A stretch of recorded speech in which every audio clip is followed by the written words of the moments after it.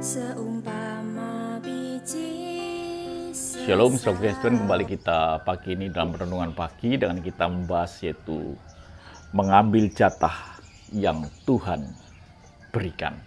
Jadi jatah Tuhan itu tidak datang begitu saja, tetapi perlu kita bertindak, kita ambil. Kemarin kita bicara ada syaratnya, yaitu yang disebut dengan ibadah. Dengan ibadah Tuhan menyediakan hidangan, makanan dan minuman, bahkan menjauhkan dari penyakit. Dan jatah itu bisa sampai dalam hidup kita, ada bagian yang kita lakukan yaitu kita bekerja. Tidak malas. Orang yang malas itu tidak akan mendapatkan jatah yang Tuhan sediakan buat kita.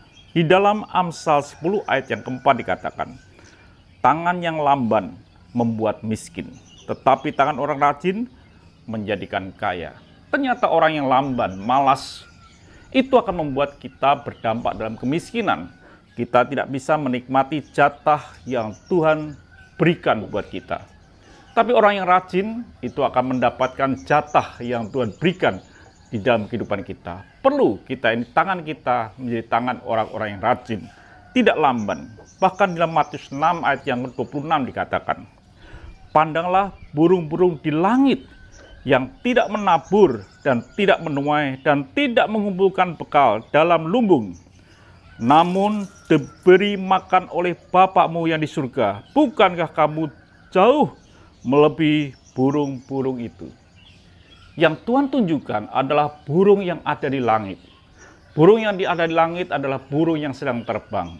Dikatakan, oh burung-burung seperti itu disediakan makanan oleh Bapa di surga. Artinya bahwa burung yang hanya bertengger, tidak mencari makanan, tidak terbang, dia akan mati. Perlu terbang, perlu bekerja untuk mendapatkan hidangan yang Tuhan sediakan. Kalau burung saja Tuhan perhatikan, apalagi saudara dan saya. Ketika saudara tangan saudara tidak lamban, maka jatah yang Tuhan berikan itu akan sampai di dalam kehidupan kita. Dan itu kita akan terima dalam perjalanan hidup ini.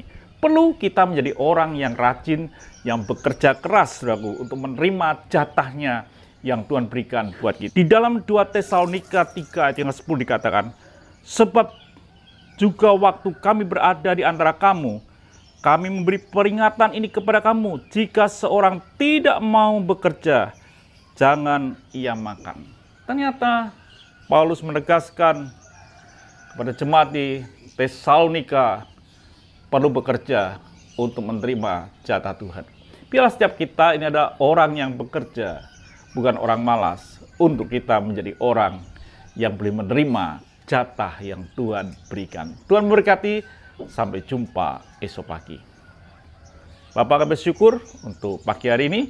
Biarlah kami adalah orang-orang yang rajin untuk menerima jatah yang Tuhan berikan, untuk mengambil jatah itu.